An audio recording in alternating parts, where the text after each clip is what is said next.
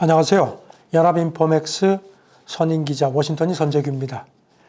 오늘이 2021년 7월 30일 금요일입니다. 요새 그 기술주에 대한 관심들이 많습니다. 중국은 지금 중국 당국이 아주 IT를 굉장히 조이는 상황인데요. 이런 가운데 지금 배런스가 분석을 했는데요. S&P 지수에서 기술주가 차지하는 비중이 사상 최고 수준이다. 그러면서 여러 가지 그런 일부 걸림돌이 있지만 투자자 신뢰를 반영하는 거다. 이렇게 분석을 했습니다. 그 월가의 IT 5대 대장주죠. 애플, 마이크로소프트, 그다음에 알파벳, 구글, 그리고 아마존, 페이스북. 이게 S&P 지수에서 차지하는 비중이 사상 최고라는 게 배런스 분석입니다. 그 비중이 한 22.9%. 이거는 작년 말에 21.7%에서 올라간 거고, 그리고 2019년 같은 경우는 17.2%였다는 걸로 비교를 했습니다. 그리고 2019년 같은 경우는 당시에 톱5에는 페이스북이 아니고 그 버크셔 해서웨이가 있었죠. 그리고 또 버크셔 해서웨이가 그 톱5에 들어있던 2018년 같은 경우는 상위 5개 종목 비중이 15.5%. 그러니까 지금 굉장히 많이 뛴 겁니다. 배런스는 기술주 강세가 불거지기 직전인 1999년 말 같은 경우는 S&P 상위 5개 종목 비중이 16.8%였다고 비교를 했습니다. 그리고 당시는 또 구성도 틀리죠. 마이크로소프트하고 제너럴 일렉트릭, 시스코, 월마트, 엑손모빌. 그때는 IT 종목이 좀 그렇게 전부가 아니었죠. 이제는 그 제너럴 일렉트릭, 시스코, 엑손모빌 같은 경우는 그야말로 이제 희미한 옛사랑의 그림자가 됐습니다. 참고로 말씀드리면요. 올해 들어서 마이크로소프트 같은 경우는 한 30% 정도, 알파벳은 한 5% 이상, 페이스북도 한 35% 이상 뛰었습니다. 여기에 비해서 애플하고 아마존은 조금 좀 상승폭이 좀 상대적으로 좀 적습니다. 어쨌든지 IT 대장주들이 많이 뛰었습니다.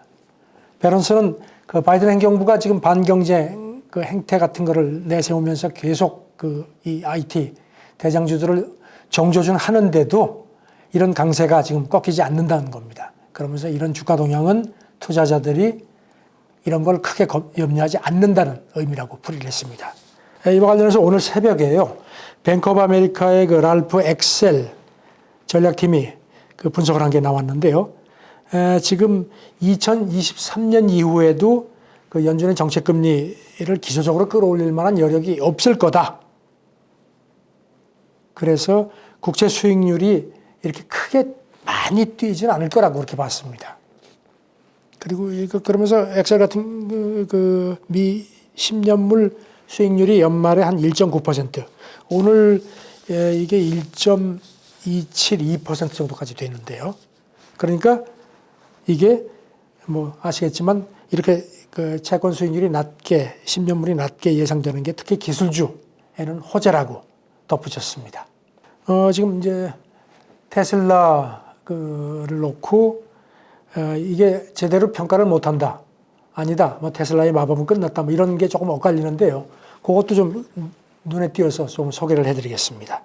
요즘 뜨죠. 아크 인베스트먼트의 캐시 워드. 이 사람은 이렇게 봤습니다. 지금 월가가 혁신 기업의 가치를 제대로 평가하지 못하는 잘못을 범하고 있다. 그러면서 대표적인 케이스로 테슬라를 언급을 했습니다. 캐시 워드는 리얼 비전하고 회개를 했는데요. 테슬라 주가가 $3,000까지 갈 수 있다고 자기 본다. 지금 이게 오늘 새벽에 667.35% 보였죠. 그러면서 지금 테슬라에 대해서 여러 가지 얘기들이 많은데 테슬라 밸류에 상당한 밸류에이션 하는데 상당히 비효율이 있다는 겁니다. 왜냐하면 애널리스트들이 너무 단기적으로 보고 그래서 큰 추세를 못 본다는 겁니다. 그리고 또 테슬라 같은 경우는 기술 기업이지만 굉장히 복합적인 성격을 갖는다. 그러면서 에너지 저장이라든가 로보틱스, 인공지능, 그다음에 소프트웨어 같은 것들이 다 들어있다는 겁니다. 그래서 자기네는 테슬라 투자 분석에만 애널리스트 3명을 붙이고 있다. 이렇게 소개를 했습니다. 우드는 이어서요. 지금 또 파괴적인 혁신 관련 기업들의 시총이 2019년 같은 경우 한 7조 달러 정도라고 평가를 했습니다. 그러면서 이게 지난해에는 14조 달러로 2배 이상 뛰었고, 자기가 보기에는 5년에서 10년 후에는 한 75조 달러 정도까지 대폭 늘어날 거다. 그러면서 이렇게 표현을 했습니다. 파괴적인 혁신은 뒤집으면 창조적인 파괴라고 했습니다. 그러면서 지금의 그 전통적인 벤치마크는 이런 측면에서 가치가 낮은 종목들로 채워져 있는 가치 함정에서 헤어나지 못하고 있다. 이렇게 또 평가를 했습니다. 따라서 혁신을 올바르게 이해하는 게 앞으로의 투자에 더욱 중요하다. 그러면서 지금의 그 전통적인 리서치 패턴으로는 제대로 커버하기 어렵다고 그렇게 꼬집었습니다. 반면에 CNBC 매드머니 진행자 짐 크레이머는 조금 좀 다르게 봤습니다. 테슬라가 지난 2분기 실적이 상당히 좋았는데도 주가가 별로 꿈틀거리지 않았다는 겁니다. 그러면서 테슬라에 대한 일론 머스크의 마법이 끝난 것 같다. 이렇게 혹평을 했습니다. 그래서 이 사람 얘기는 투자자들이 이제는 테슬라를 그냥 자동차 회사의 하나다. 이렇게 취급하기 시작한 것 같다는 겁니다. 크레이머는요, 테슬라가 그동안 자동차 기업이라기보다는 기술을 파는 회사로 평가돼서 투자자들이 상당히 기대가 컸다는 겁니다. 그런데 이제 정작 이제 자동차를 생산하는 기업이 되니까 이제 그만큼 현실적으로 걸림돌에 걸렸다는 겁니다. 그만큼 제조업은 어렵다. 그러면서 이 사람 얘기는 테슬라에 대한 투자자의 눈높이가 더 높아졌다는 의미다. 그래서 주가가 이렇게 많이 뛰지 않는다. 이렇게 봤습니다. 최근에 채권 금리가 그렇게 많이 올라가지 않는 부분에 대한 얘기들이 많았는데요. 니온 게이자이가 이런 분석을 했습니다. 미국의 실질 금리가 지금 사상 최저 수준이다. 이렇게 분석을 했습니다. 아시다시피 실질 금리는 명목 금리에서 예상 인플레율을 뺀 수치인데요. 그래서 물가 연동 국채 거래 산출로 미 국채 10년물 실질 금리는 지난 26일 한때 마이너스 1.12%까지 떨어졌습니다. 이게 지난 1월 그 기록인 마이너스 1.11에 거의 접근을 했는데요. 지난 2, 3월 같은 경우에만 해도 경기 회복 기대감이라든가 그다음에 금융 완화 손질 관측 같은 것 때문에 한 마이너스 0.5% 정도까지 좁혀졌었는데 많이 더 빠진 겁니다. 이게 아무래도 회복세가 좀 주춤할 거라는 전망 때문에 그런 것도 있고요. 그래서 미 국채로 지금 매수세가 몰리고 있다는 분석입니다. 지금 아까도 말씀드렸지만 10년물 그 수익률이 1.27%대로 지난 3월 그 연 고점에 비해서 한 50bp 정도 떨어졌죠. 반면에 앞으로 10년 후, 그러니까 향후 10년 예상 인플레율은 2.4% 내외로 상대적으로 높기 때문에 실질 금리 마이너스 폭은 더 커진다는 분석입니다. 니케이는 인플레 압력이 강해지는 반면에 미국 국채 금리는 그 투자자 수요가 몰리면서 하락, 그러니까 이제 가치가 뛴다는 얘기죠. 이런 점을 지적을 했습니다. 이렇게 실질 금리가 낮아지면은 주식 같은 위험 자산으로 자금이 이동하는 게 쉬워지기 때문에 증시에는 지지 요인이라는 점도 상기시켰습니다. 니케이는 또 실질 금리 마이너스 폭이 커지면은 기업이나 가게가 빚을 내서라도 투자를 하거나 그 집을 사는 게 낫다고 판단을 한다 하는 점도 지적을 했고요. 또 주식이나 금 같은 다른 자산으로 자금이 들어가기도 쉽다고 덧붙였습니다. 이런 가운데 골드만삭스는요, 팬데믹 충격이 큰 항공하고 에너지 주식이 여전히 빚을 잃지 않고 있다. 그러면서 지금이 매수 시점이라고 권고를 했습니다. 골드만삭스의 데이비드 코스틴 미국 주식 전략 헤드 얘기인데요. 델타 변이 우려가 과장됐다는 겁니다. 그래서 시장이 강한 주식 수요하고 경제 재개로 계속 지지될 거라고 이 사람은 봤습니다. 그러면서 백신 접종, 가계하고 기업의 주식 수요, 그리고 매력적인 상대 가치 이런 게 주식으로의 자금 유입하고 가격을 지탱할 거라고 진단을 했습니다. 골드만삭스는 그러면서 이제 그 항공주 쪽에서는 제트블루하고 유나이티드, 사우스웨스트를 추천을 했습니다. 여행주에서는 트립 어드바이저리, 그리고 에너지 쪽에서는 뉴포트 리스 에너지하고 발레로 에너지를 특히 거명을 했습니다. 인플레가 좀 구조적으로 변한 게 아니냐 뭐 그런 진단도 있습니다. 그린라이트 캐피털 운영자인 그 투자자 데이비드 아이논 얘기인데요. 너무 많은 달러가 너무 적은 상품하고 서비스를 쫓고 있다. 이렇게 표현을 했습니다. 그러면서 자기가 볼 때는 인플레가 구조적 변환점에 도달한 것 같다. 설명은 이렇습니다. 그 팬데믹 기간에 목재 같은 가격이 이제 올랐는데 이런 그 일시적인 병목하고 앞으로 이어질 구조적인 그 공급 그 현상은 구분돼야 한다는 게 이 사람 지론입니다.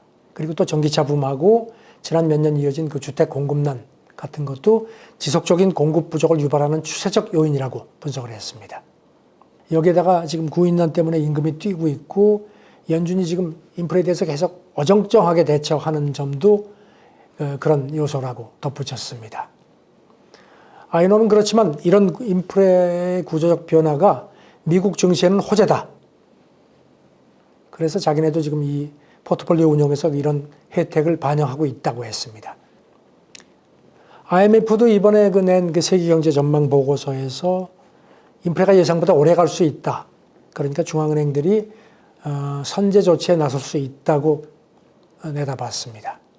IMF 그 수석 이코노미스트인데요. 지난 27일자 브로그에다가 이렇게 썼습니다. 지속적인 공급망 혼란 그리고 주택가격 급등도 인플레를 계속 높게 하는 요소다. 그러면서 일부 신흥국하고 개도국은 식품값 상승, 그 다음에 여기다 또 통화가치가 하락해서 인플레가 내년에도 증가할 것 같다고 봤습니다. 도이체방크가 펀드 매니저 조사를 한 게 있습니다. 550명을 대상으로 해서 그 결과를 지난 27일자 비즈니스 인사이더에 공개를 했는데요. 펀드 매니저들은 이제 인플레보다는 델타 변이를 더 크게 걱정하는 걸로 나타났습니다. 7월 시장 심리 조사인데 응답자의 63%가 델타 변이를 가장 큰 리스크로 보았습니다. 인플레를 언급한 비율은 6월 조사 때보다 20%포인트나 떨어졌습니다. 42%에 그쳤습니다. 도시방크는 그 시장의 걱정이 이제는 인플레에서 성장 우려로 확연히 돌아섰다. 그렇게 평가를 했습니다. 그러면서 연준이 테이퍼링을 시사한 게 시장의 인플레 우려를 좀 이렇게 가라앉히는 역할을 한 것 같다고 했고요. 그 바람에 연준에 대한 시장 신뢰도 좀 개선된 것 같다고 덧붙였습니다. 그러면서 또 당연히 연준 정책 실수에 대한 그 시장의 걱정도 7월 들어서 조금 줄어들었다. 이렇게 덧붙였습니다. 요새 중국 IT 쪽 굉장히 시끄럽죠. 중국 당국이 아주 고삐를 바짝 조이고 있습니다. 그래서 여기에 관한 얘기들이 좀 많아서 몇 가지 정리를 해드리겠습니다. 니케이가 지난 28일자에서 분석을 했는데요. 중국 당국의 이단 규제 때문에 중국 주식에서 자금이 빠르게 빠진다 했습니다. 베런스도 이거 관련해서 중국 주식 증시 패닉이 서방 쪽으로 확산되지 않을까 하는 걱정들이 많다고 했습니다. 일단은 조금 주춤한 것 같습니다. 그래서 지금 결론은 지금 중국 IT 종목이 많이 빠졌지만 저가 매수 시점은 아니다 하는 그런 공감대가 크다고 분석을 했습니다. 뉴욕에서도 그런 반향이 나타납니다. 뉴욕 아이쉐어즈 중국 대형주 ETF, 그 다음에 아이쉐어즈 MSCI 중국 ETF도 지난 27일 같은 경우에 한 3%, 거의 4% 정도 빠졌습니다. 그래서 자금이 빠지고 있는 걸 거듭 확인을 했습니다. 블룸버그는 이렇게 중국에서 중국 주식에서 자금이 빠지는 규모가 2008년 이후 가장 크다. 그렇게 지적을 했습니다. 짐작하시겠지만 지금 중국이 내년에 당대회가 있죠. 그러니까 시진핑이 그걸 앞두고 어떤 지지 확보를 위해서 독점 대기업을 아주 강하게 압박하는 거다. 그런 분석이 중론입니다. 지금 사교육 규제라든가 노동권 보호 문제, 그 다음에 부동산 단속, 이래가지고 이제 그 부분 주식들이 많이 빠졌거든요. 이게 어떤 그런 정치적인 성격이 강하다는 분석이 일반적입니다. 브루클리 어드바이저리 피터 부쿠바 CIO도 그렇게 봤습니다. 중국이 지금 미국하고 경쟁해야 하기 때문에 경제하고 민간 섹터를 아예 죽이지는 않을 거다. 하지만 지금 먼지가 많아서 조금 가라앉을 때까지 기다리는 게 좋겠다고 권고를 했습니다. 록펠러 글로벌 패밀리 오피스의 그 지미창 CIO도 비슷하게 얘기했습니다. 중국 주식에 대한 규제하고 정치적 리스크가 시장 예상보다 훨씬 좀 크다. 그래서 물론 결국은 가라앉을 거다. 하지만 지금 칼날이 떨어지는데 그걸 잡으려고 하는 투자자는 바보다. 이렇게 하면서 저가 매수에 섣불리 들어가지 말라고 권고를 했습니다. 그 UBS 글로벌 웰스 매니지먼트의 그 켈빈 테이 CIO 얘기입니다. CNBC하고 28일자 인터뷰를 했는데요. 이 사람은 중국 주식이 더 내려갈 수 있다고 봤습니다. 그러면서 확실히 자기가 보기에는 지금은 바닥이 아직 아니다.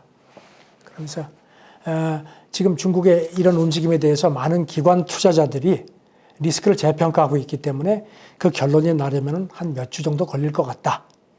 그러면서 그 결론이 아무래도 청산 쪽으로 더 기울어질 거라고 봤습니다. 그래도 그때가 바닥 시점은 아닐 거다. 굉장히 신중하게 봤습니다.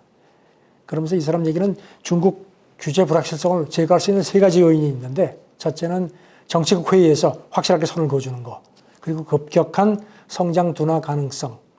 그렇게 되면 이제 그거를 이제 더 불확실성이 없어진다는 거죠. 그리고 미국 중국 관계가 극적으로 개선되는 거라고 봤습니다. 그러면서 다 쉽지 않을 거다.